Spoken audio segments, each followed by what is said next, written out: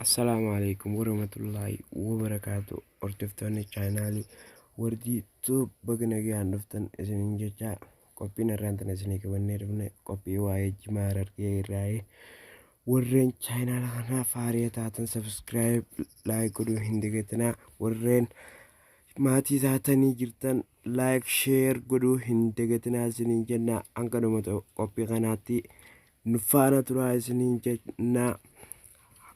Amma gara qophiitti isin dabarsinaa.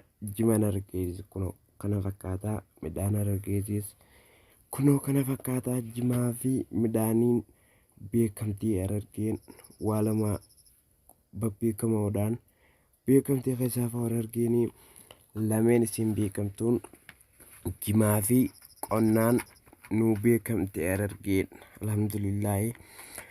Kanaafuu garuu rakkina xiqqishee tokko jimaarra nu duraa dhufe. Rakkina kanaaf rabbiin nuraa furu.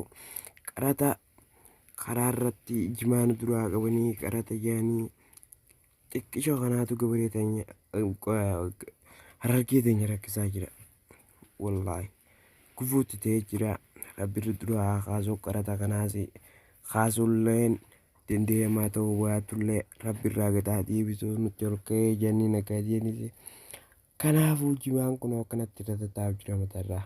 Midhaanuma ofirraa akka isa qotatanii kunoo ashiitaa boqqolloo faalaa kunoodha.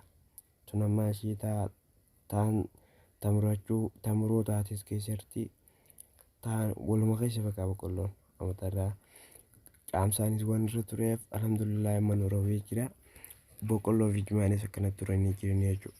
Garuu bakka jedhaman hanga qophiin keenya asirra dhaabbata. Hanga qophii biroo wal jechaan. Assalaamu alaikum warahmatullahi wabarakatuh.